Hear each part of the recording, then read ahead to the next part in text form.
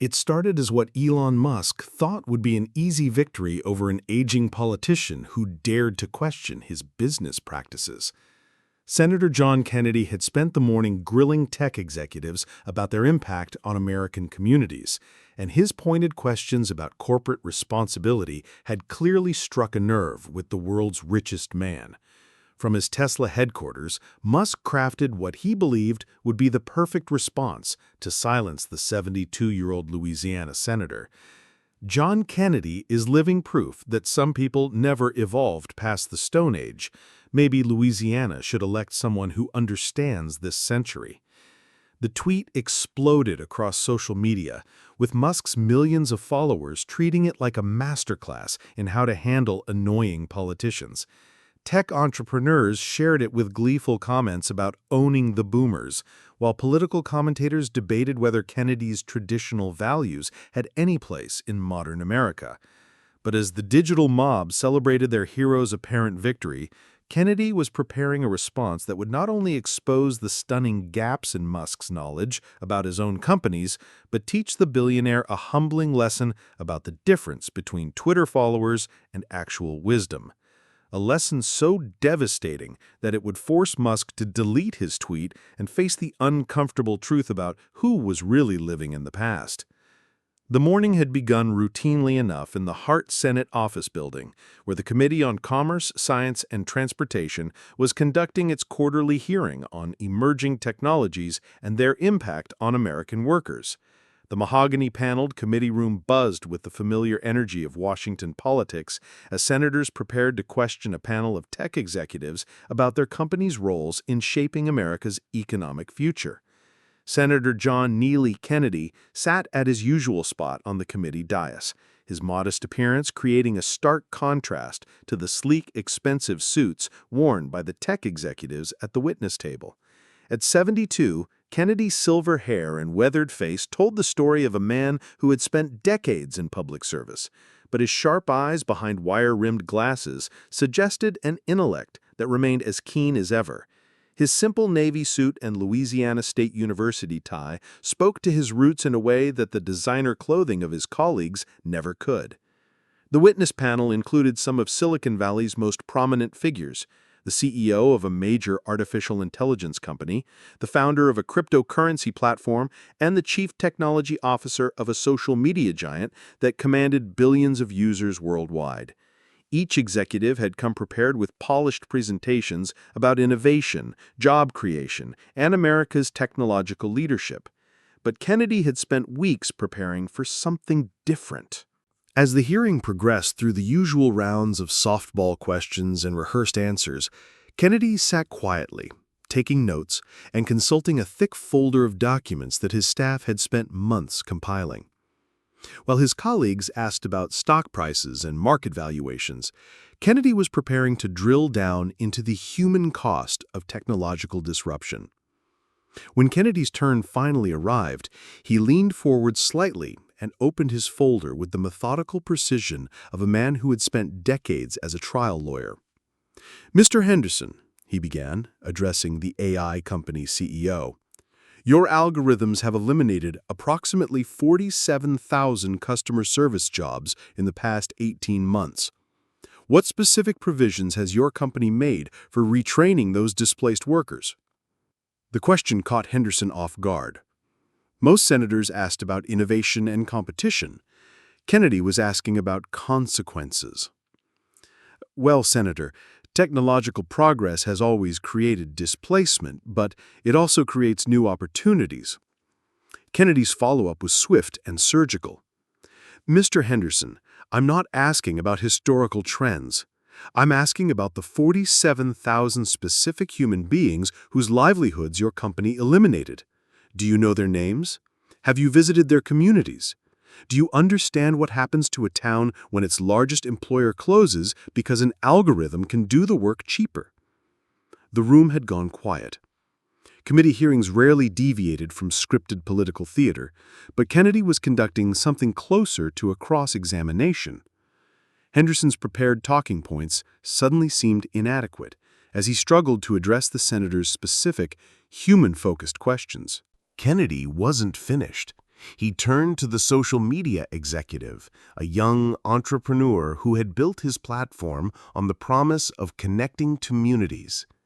Ms. Chen, your platform's algorithm promotes content that generates the strongest emotional responses. Your own internal studies show this increases anxiety and depression among teenage users by 23%. What's more important to your company, user engagement or user well-being? Chen's response about balancing multiple priorities rang hollow in the face of Kennedy's data-driven questioning. The senator had clearly done his homework, citing specific studies and internal documents that most committee members had never seen. But it was Kennedy's final exchange that would ultimately trigger Elon Musk's attention. Addressing the cryptocurrency platform founder, Kennedy asked, "Mr. Park, your marketing specifically targets young investors with promises of easy wealth. Your platform's own data shows that 73% of your users lose money. How do you reconcile promoting financial freedom while simultaneously impoverishing the very people you claim to help?" Park's stammering response about market volatility and educated risk-taking sounded increasingly desperate as Kennedy methodically dismantled his company's marketing claims with their own internal data. As the hearing concluded, Kennedy made a statement that would soon reach Elon Musk's ears. "Gentlemen and ladies, innovation without conscience is not progress, it's exploitation. When we create technologies that destroy communities, bankrupt families, and harm children, we haven't advanced civilization. We've simply found more efficient ways to cause suffering. True leadership in technology means asking not just, can we build this, but should we build this, and who pays the price when we do?" The statement was vintage Kennedy. Thoughtful, morally grounded, and focused on human dignity over technological achievement. But in Silicon Valley's echo chambers, it was quickly characterized as the ramblings of an out-of-touch politician who didn't understand innovation. Video clips of Kennedy's questioning began circulating on social media within hours, accompanied by commentary from tech influencers who mocked his Southern accent and traditional values. The narrative was predictable. Here was another aging politician trying to hold back progress because he couldn't understand modern technology. It was this narrative that reached Elon Musk as he sat in his Austin headquarters, surrounded by the symbols of his technological empire. Multiple monitors displayed Tesla production numbers, SpaceX launch schedules, and X, formerly Twitter, engagement metrics. At 52, Musk had built companies that touched everything from electric vehicles to space exploration to social media, making him one of the most influential figures in modern technology. Musk watched the Kennedy clips with growing irritation. He had spent decades building companies that he believed were pushing humanity forward, and the idea that some Louisiana senator could question the value of technological progress struck him as both ignorant and dangerous.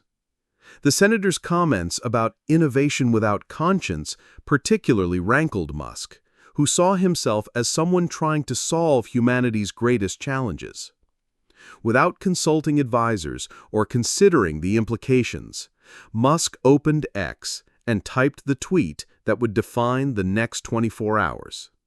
"John Kennedy is living proof that some people never evolved past the Stone Age. Maybe Louisiana should elect someone who understands this century." The response was immediate and overwhelming. Within minutes, the tweet had thousands of retweets and tens of thousands of likes. Musk's followers flooded Kennedy's mentions with laughing emojis, dinosaur memes, and comments about boomer politicians who needed to get with the times. Tech blogs picked up the story, framing it as another example of generational conflict between innovative entrepreneurs and backwards politicians. The pile-on continued throughout the afternoon. Prominent tech figures retweeted Musk's comment with their own additions. A venture capitalist added, "This is why we need younger leaders who actually understand technology." A crypto influencer posted, "Kennedy probably still uses a flip phone." A popular tech YouTuber created a video titled, "Elon Musk Destroys Boomer Senator Who Hates Innovation." Cable news picked up the story by evening, with pundits debating whether Kennedy's criticism of tech companies was fair or if Musk's response was appropriate. The conventional wisdom seemed to favor Musk. After all, he was a visionary entrepreneur who had revolutionized multiple industries, while Kennedy was just another politician trying to score points by attacking successful businesses. But while the tech world celebrated what they saw as Musk's brilliant takedown, Senator Kennedy was at his home in Madisonville, Louisiana, sitting on his front porch and reading about electromagnetic propulsion systems. It was a scene that would have surprised Musk's followers, the supposedly Stone Age senator quietly studying the theoretical foundations of the technology that powered SpaceX's rockets. Kennedy had always been a reader. During his law career, he had been known for his exhaustive preparation and deep understanding of complex technical subjects. His colleagues often forgot that before entering politics, he had been a successful attorney who specialized in cases involving technical and scientific issues. He had a particular fascination with aerospace engineering, stemming from his childhood during the Apollo program, when Louisiana's Michaud assembly facility played a crucial role in building the rockets that took Americans to the moon. As Kennedy read about ion drives and plasma propulsion, he was also following the social media storm surrounding Musk's tweet. He had seen similar attacks before. Politicians who dared to question Silicon Valley's practices were routinely dismissed as technologically illiterate. But Kennedy had learned long ago that the loudest voices weren't always the most knowledgeable ones. The next morning, Kennedy was in his Senate office reviewing the latest technical papers on electric vehicle battery technology when his chief of staff, Maria Santos, knocked on his door. "Senator, that Musk tweet is still trending. The press is asking if you're going to respond." Kennedy looked up from a detailed analysis of lithium-ion thermal runaway patterns. "Maria, what do you know about SpaceX's Raptor engine design?" Santos blinked, clearly not expecting the question. "I'm sorry, Senator, I don't know anything about rocket engines." "Why?" Kennedy smiled gently. "Just curious. Yes, I think I'll respond to Mr. Musk, but let's make sure we get our facts straight first."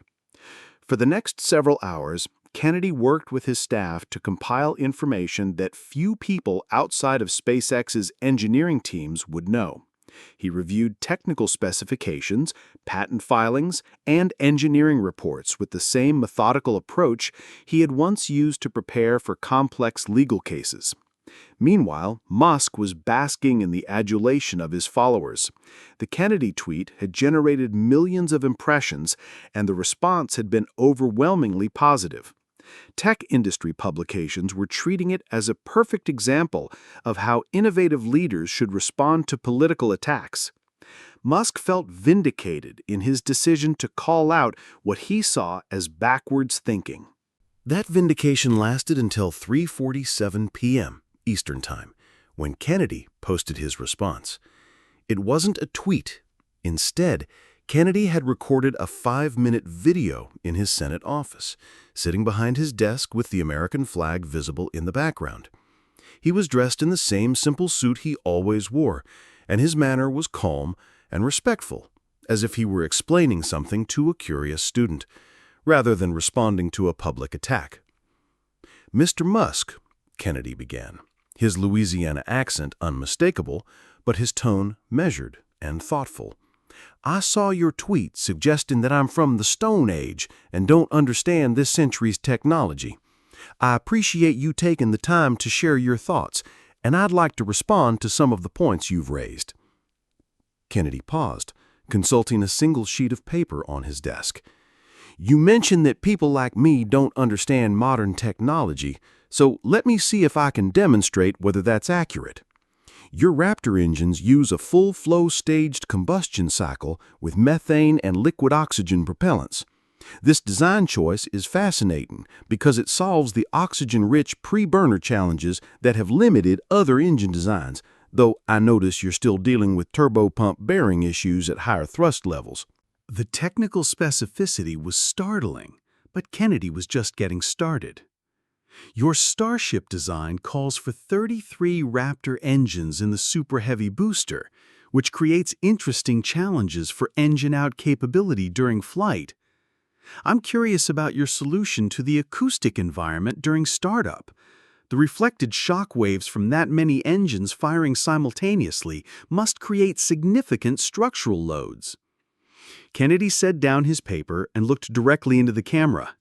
Now, Mr. Musk, I could continue discussing the technical details of your admirable engineering work, but I think I've made my point about whether I understand technology. The question is, do you understand the technology you're using? What followed was a gentle but devastating examination of several technical claims Musk had made in recent interviews. Kennedy pointed out discrepancies between Musk's public statements about battery energy density and the actual specifications of Tesla's cells. He noted inconsistencies in Musk's explanations of Neuralink's signal processing capabilities. Most damaging of all, he referenced a SpaceX presentation where Musk had misexplained the physics of his own company's landing system. Mr. Musk, Kennedy continued, his tone remaining respectful throughout, I don't question your vision or your business acumen. You've built remarkable companies and inspired millions of people. But understanding technology isn't about being young or old, and wisdom isn't measured by Twitter followers. Some of us who are from the Stone Age have been studying these subjects since before you were born. Kennedy's final point was the most devastating. You suggested that Louisiana should elect someone who understands this century. Well, Mr. Musk, I'd like you to know that the Mushout Assembly Facility in my state has been building rockets since the 1960s. The Saturn V that took Americans to the moon, built in Louisiana. The external tanks for every shuttle mission, built in Louisiana. The core stage for the SLS rocket that will take us back to the moon, being built in Louisiana right now. The senator leaned forward slightly, his eyes never leaving the camera. Mr. Musk, Louisiana has been in the space business since SpaceX was even an idea. We understand this century's technology because we helped create it. The question isn't whether old people can understand new technology. It's whether successful people can understand that success doesn't make them immune to learning. The video ended with Kennedy's characteristic grace. I appreciate the work you're doing, Mr. Musk, and I hope we can have a constructive conversation about how technology can serve all Americans, not just the wealthy ones. And next time you want to discuss rocket engineering, I'd be happy to arrange a tour of Mushout. You might learn something. The impact was immediate and devastating.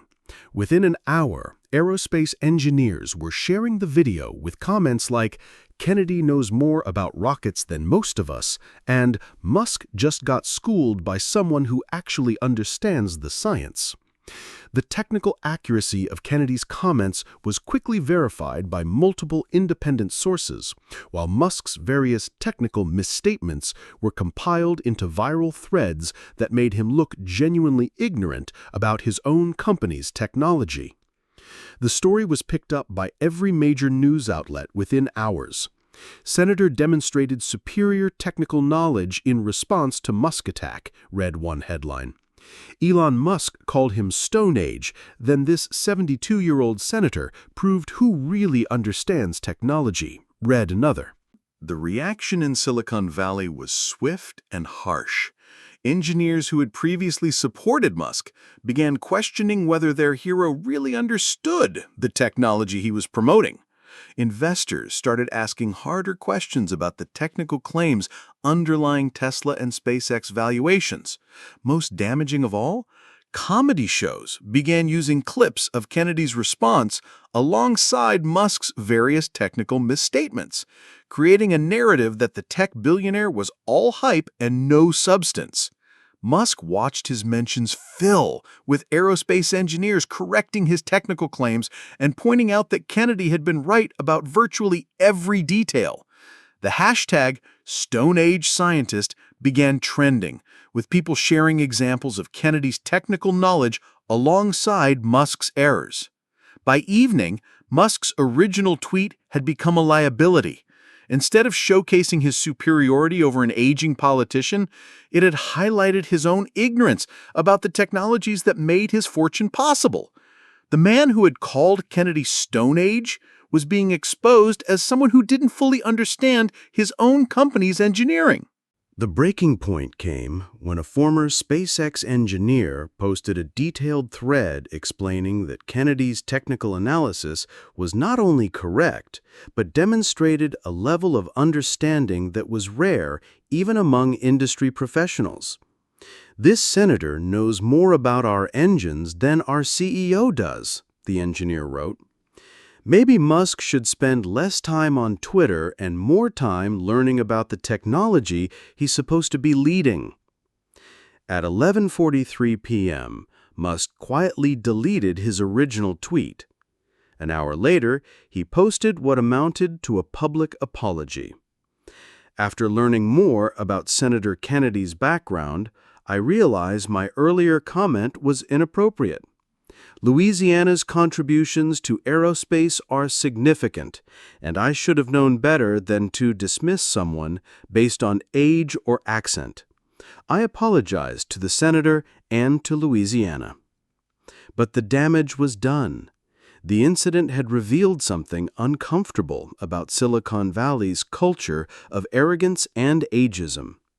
Kennedy's response had shown that wisdom and knowledge weren't the exclusive province of young entrepreneurs, and that dismissing people based on their age or background was not just wrong, but potentially embarrassing. The aftermath continued for weeks. Kennedy's video was studied in engineering schools as an example of clear technical communication. Business schools use the incident as a case study in the dangers of hubris and the importance of intellectual humility. Late-night comedians had a field day with the image of a tech billionaire being schooled by a 72-year-old senator from Louisiana. For Kennedy, the incident reinforced his long-held belief that true leadership meant serving others rather than demanding their admiration. He continued his work on technology policy with the same methodical approach he had always used, asking hard questions and demanding real answers from companies that preferred easy praise. Musk, meanwhile, faced months of skeptical coverage about his technical claims and leadership style. The man who had built his brand on being a tech visionary had been exposed as someone who sometimes didn't understand the technology he was promoting. His followers remained loyal, but his credibility among serious engineers and scientists had taken a significant hit. The lesson was clear. In an age of social media and instant judgment, assuming that age equals ignorance could be a costly mistake. Kennedy had demonstrated that true understanding came from study and experience, not from Twitter followers or net worth. And sometimes, the person you dismiss as Stone Age might know more about the future than you do. Years later, when asked about the incident, Kennedy would often smile and note that the real Stone Age had actually been quite innovative. After all, our ancestors had managed to develop agriculture, metallurgy, and astronomy without the benefit of modern education. The danger, he would say, isn't in being old or young. It's in thinking that your success makes you immune to learning from others. For millions of Americans who had watched the exchange, Kennedy's response represented something deeper than a technical debate. It showed that wisdom and dignity could triumph over arrogance and assumption, that careful preparation could defeat careless attack, and that sometimes the most powerful response to mockery was simply to demonstrate competence. The tech world had learned a valuable lesson about respect, and Elon Musk had learned why you should never judge a book by its cover. especially when that book happens to be written by someone who helped put Americans on the moon. If this story of knowledge triumphing over arrogance inspired you, please support our channel with a like and subscription. Every interaction helps us share more tales that remind us of the power of preparation, the importance of respect, and the truth that wisdom comes from learning, not from assuming. Let's keep these important conversations alive, one story at a time.